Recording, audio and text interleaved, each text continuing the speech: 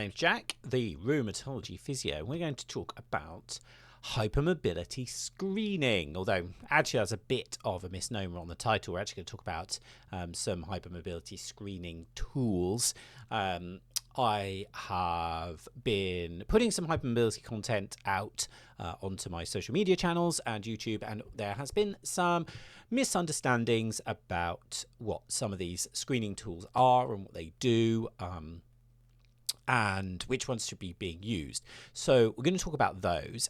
These are by no means a full hypermobility screen, if such a thing actually exists. And they also don't, I wouldn't say, go as far as being diagnostic. So there's some different criteria here that we're going to talk about. I would say that there are various levels to being diagnosed. So it is relatively easy to be diagnosed with hypermobility of an individual joint. That's very easy. Generally being hypermobile is a bit more of a subjective sort of definition, really, but we do have a tool for that, although, as we'll talk about, that is limited. And then it gets much more complicated when we go on to talk about the syndromes associated with joint hypermobility. So things like hypermobility syndrome, Ehlers-Danlos hypermobility type, or hypermobile Ehlers-Danlos. So those become more complicated, and I would suggest that you probably would be looking at a specialist to go diagnosing those. But again, it does slightly depend on the type and who you're seeing as well. So it's not necessarily that you need to see a consultant to diagnose those, a consultant in connective tissue disorders or rheumatology or whoever. It's not doesn't necessitate seeing one of those, but they do become more complex, and so that it becomes more likely. The more complicated your symptoms are, the more likely you are to need to see someone with that skill set. So we're going to start off with the Beighton score, and I think this is this is the most well-known, or the most commonly known. Then we're going to talk about the Brighton criteria, and then we're going to talk about the 2017 Ehlers-Danlos syndrome criteria. So we're going to build through those, and you'll see why that is as we get towards, when we get to the EDS criteria, you'll see why we've built towards those, so that we have a good understanding of what's going on. So the Beighton score, this is certainly the most well-known, and certainly anybody with hypermobility syndromes, etc., typically seems to know their Beighton score. Oh, I score 6 out of 9 on the Beighton score, or I only scored 2 out of 9 on the Beighton score, or people who have been through the assessment seem to know what their Beighton score is. It seems to be commonly done.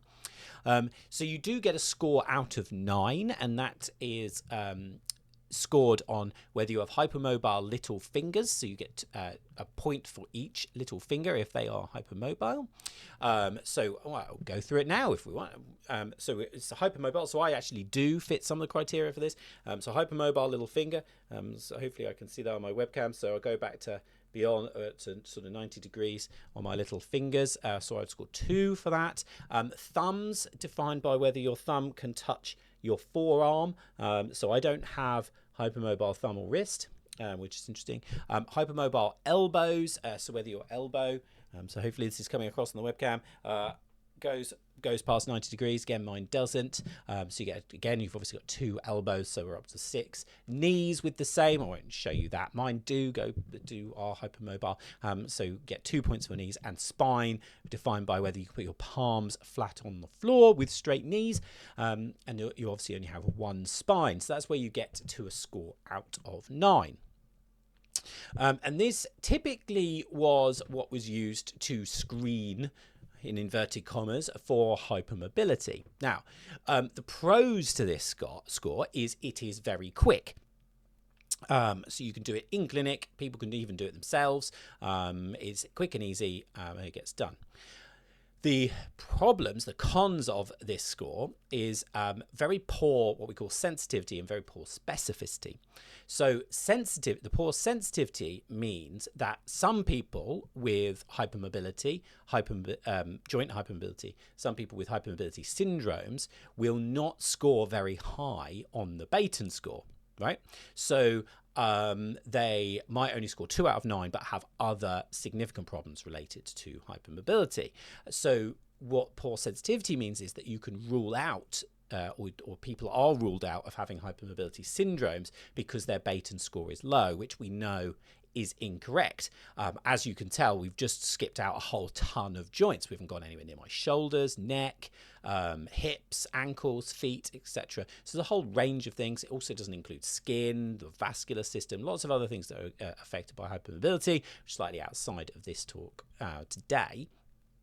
But that's what poor sensitivity means. So that runs into problems. And we see this comes across on my social media. People will say, oh, I was waiting for a diagnosis. Someone only did a Beighton score, and therefore I only scored 2, and they thought I therefore didn't have hypermobility. But there is also poor specificity, which means we also know that people with a high Beighton score, it doesn't mean that they actually, so they might have hypermobile joints, but it also doesn't mean they go on to necessarily have other problems or even problems with those joints. So for example, I'm a reasonable example. I score 4 out of 9 on the Beighton score, which is probably high enough to warrant a old diagnosis of hypermobility, but sort of they used to call it benign joint hypermobility. It's probably high enough for that, but I have no other related issues. So it's an irrelevance, essentially. It's just within the realms of normal variance. And I would say, go watch the Olympics, watch the gymnasts in the Olympics. They will all score very highly on the Beighton score, but they obviously are functioning at an extremely high level. So it also doesn't mean having a high score doesn't mean you have a lot of problems. So this is one issue with the Beighton score, is it's problematic in both directions. And as we've already sort of mentioned, it also includes no non-joint scoring system. So if you've got extremely hypermobile skin or other issues related to that, then clearly you're not going to score highly and be missed there. It also doesn't include things like dislocations, etc. So that is the Beighton score. Now, a comment on my social media channel recently was that the Beighton score is useless or rubbish or it has no good. But actually, that's not entirely true. It has its place. We just want to not overinflate the importance of it. And actually, like I say, for something that is extremely quick and gives a reasonable sort of assessment of mobility of some joints, I think it's actually does have its use. And as you see through the following slides, or the following part of this video, it is also used in the other scoring systems. Now, most people won't have been through a physiotherapy degree or a medical degree, or etc. And some of this is related to how easy it is to measure the mobility of a joint, or what the normal range of different joints are. So, for example, you could take elbows and knees. They typically will go to neutral for extension, right? So that's easy to see whether it goes beyond that. But if you look at a shoulder, shoulders have huge range of motions, and they also have a huge variation in range of motion. So it would be very difficult to assess for what is a hypermobile, in inverted commas, what is an excessive range of motion within a shoulder joint. It also varies on what people do. So, for example, people who do throwing sports or racket sports typically have a lot of what we call external rotation. So that it will go a very long way into one direction, and commonly they will lose the internal rotation, so in the opposite direction. Now, so does that mean we measure the total range of motion? Does it mean we measure just external rotation, etc.? So some of those joints become much more difficult. So that's typically why we have this set. It's not a completely useless score, but what I would say is that we need to not overinflate the relevance of that score. And certainly people, in both directions. If you have a very high Beighton score, it doesn't necessarily mean that you're going to be a lot worse off than someone has a low Beighton score. There are other much more significant issues that are likely to cause good or not so good outcomes. So then we move on to the Brighton criteria. Now, unfortunately, this suffers from being very similarly named to the Beighton. So there's only 2 letters different. And it also happens to include the Beighton score. So there's a double-edged sword there. And I definitely had a bit of confusion across social media about what the Brighton criteria exists and what it is. Someone's saying that they called the Beighton criteria the Brighton criteria, or the Beighton score the Brighton criteria. And I sort of think, oh, actually, they probably were doing the Brighton criteria, and so everybody got a bit confused. So that's a bit of an issue. But what you can see here from this slide, hopefully, is that we are now getting much more complicated or complex and including a lot more things into this scoring system. I haven't quite included everything on here for the Brighton criteria. There are some nuanced descriptions of different bits and pieces, which I have left off just purely for brevity, really. I didn't want to be reading off a big list. It gets a bit dull. But the major criteria within the Brighton are that you score a Beighton of 4 or more, and that you have joint pain for 3 or more months.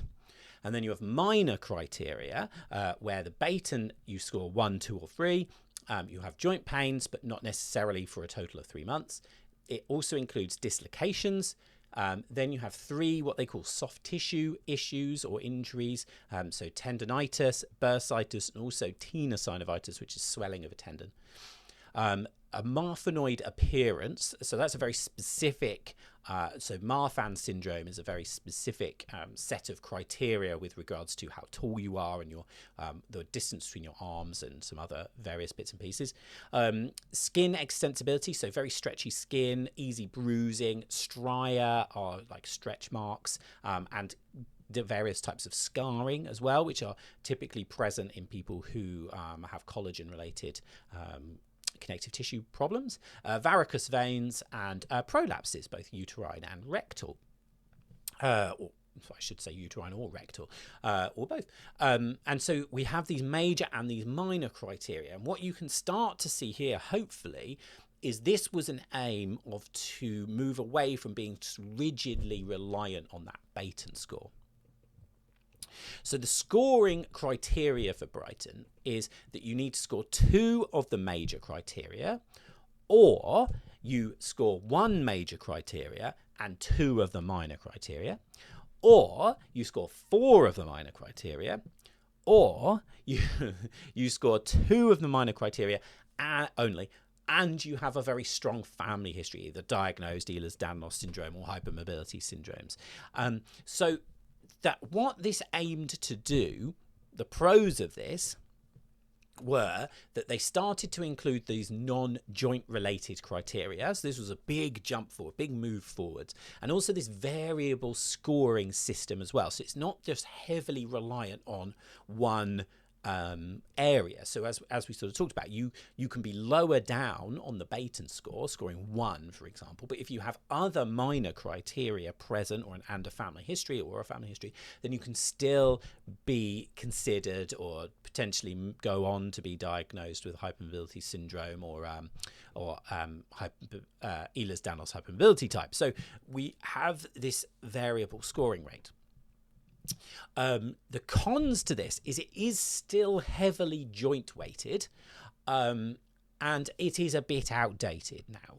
I don't know the exact date when it was developed, but as we've talked about right at the beginning, we have the 2017 Ehlers-Danlos criteria, and that is obviously, as I record this, 8 years ago. So the Brighton criteria are older than that, and so we are looking at that. So it being a bit outdated with the Brighton criteria. But to be honest, as you'll see when we go on to see these 2017 Ehlers-Danlos criteria, they are but they develop upon the Brighton criteria. So if you were to go to a healthcare professional and they used the Brighton criteria as a screening option to have a look at whether they thought you might have hypermobility, generalized or a syndrome or Ehlers-Danlos, I wouldn't be massively critical of that. So then we move on to what is currently, I would say, probably the gold standard, or the most up-to-date scoring criteria. This is the one that's advised for us to use these days. That is the 2017 Ehlers-Danlos syndrome criteria. There's a link in the description to take you. There is a downloadable PDF scoring system, and gives you a bit more information on the Ehlers-Danlos syndrome. It's Ehlers-Danlos Society website, and that's a really nice place to go for a bit more information as well. So there's a link in the description below to go to find that. And what that is basically, the majority of it is the Brighton criteria. Okay, so what we've just talked about, that Brighton criteria. But what they've done is they've built upon that, and it also now includes some historical joint mobility. Okay, so whether you previously could get your hands flat to the floor, that kind of thing, because people do tend to lose mobility as they get older, joint mobility as they get older. So people who are a little bit older looking to get diagnosed or potentially be diagnosed, we can include that historical range of motion. Age and sex related differences in scoring, and this is a really good development, in my opinion. This really takes that Beighton score onto the next level. Okay, so remember we said that was pretty blunt. This really helps. So for example, if you are male, then you are likely to score lower in general. So regardless of whether you have hypermobility, you are less likely to be mobile, whereas children are more likely to be much more mobile because they haven't developed full joint structure. They tend to be stretchier. So when you're looking at scoring the Beighton component of that, the children would need to score 6, for example, before they would score that Beighton point or scoring system on this EDS criteria, and then females 5 and males 4. So you have this slight difference, and related to age as well. And then it also goes on, one component is an absence of other diseases. So for example, we see this joint pain for 3 or more months. That's also a criteria of most types of inflammatory arthritis, things like rheumatoid arthritis, lupus, those kinds of things. So it also advises on making sure there is an absence of those other diseases as well. And that, for me, is a really good indicator of taking responsibility for making sure other things aren't causing some of the problems. So because hypermobility, we talked right at the beginning, some people, me, would be included in this, some people have hypermobile joints but don't have any related issues. That is what we call a normal variation within the population, right? I could still develop something like rheumatoid arthritis and I would be hypermobile, right? So it would be equally incorrect for somebody to say that my symptoms were down to hypermobility because of the joint pains for 3 months, but because they've not ruled out that rheumatoid arthritis. So it's making sure we're really considerate towards the possibility of other diagnoses being present alongside hypermobility, or whether the hypermobility is actually the cause of a lot of the symptoms or most of the symptoms or all of the symptoms. So the pros for me on the 2017 EDS criteria, it does build on the Brighton criteria and it makes it much better. And also a really big pro for me is this downloadable scoring sheet. My goodness, that makes it so much easier. And like I say, you can get that from the link below. My only con on this really is it is long, and it is involved. So it does take a good portion of an appointment. But, you know, that's sort of splitting hairs and being a bit pedantic, really. So go and click on the link and have a look at the 2017 EDS scoring criteria. So hopefully that's given you some really good information on these screens, how they might be used, what happens if someone says they're doing it, if you're a healthcare professional, choosing the correct one. Like I say, my suggestion would be that 2017 EDS criteria. If you do have questions, comments, etc., you want other videos for me to create, then please do comment on this video and I'll be delighted to try and make that for you. Please do like, subscribe, tell all your friends, etc. To increase the reach of my videos. That would be really helpful. I know it's a shameless plug for my channel and my videos, but obviously that is extremely helpful to me. So my name's Jack, been the Rheumatology Physio, and I'll see you out on further videos.